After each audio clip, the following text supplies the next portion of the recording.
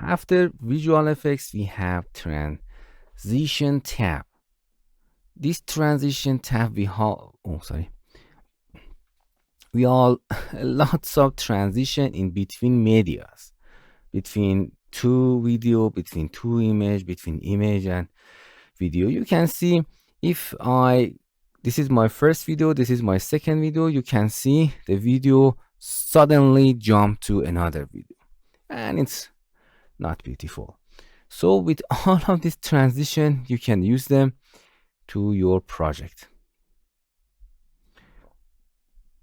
and they have all their own setting. If you drag and drop one of them, it tells you which part of the media do you want.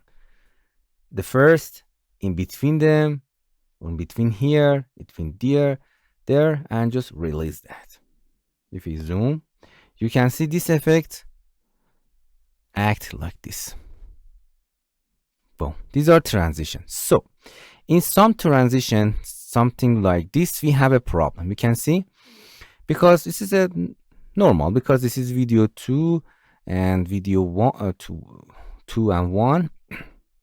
This video, it's trying, because if you select it, because of the use trimmed content, okay, it try to pick some first frame of this video. Okay, you can see we are in video number 1 and the video number 2 is beginning, but it's not there. It tried to capture first image from there and bring it there, and after that you can see after this video number 1 is finished. So if you want to sum this situation, if you don't want to make happen, you can delete that, and from here just trim a little bit of the videos and then snap them together. You can see better in this transition also. You can see, and from here now you can see we have this video, and that problem not occur again. So if you want to, not all transition, the transition that needs 2 video to transition. Okay, and if you click that, we have type of transition. You can see we have all of these transition are here. 3D, you can use them from here. Blurred, radial, solid, lots of other, or you can reverse it from there. Okay, you can change the color of this line, you can change the width of line, you can change the angle of line, anything that you want you can. So all of its transition have their own setting, and I don't want to explain them one by one because it's not useful. You have to play with them to see what happened, but I will show you important things. Here you can minimize or maximize the speed of transition. If you make it bigger, you can see it begins from there. It begins from here if you want, but be careful about that, because sometimes it happens like this, because it's too long and your trim video are small, happen like this. So the transition in this I think is nice. Or a little bit slower. Now it's nice. Okay, this is on transition, and you can transition it between image and video if you want. If you click it, you can go to 3D transition, and something like this happen.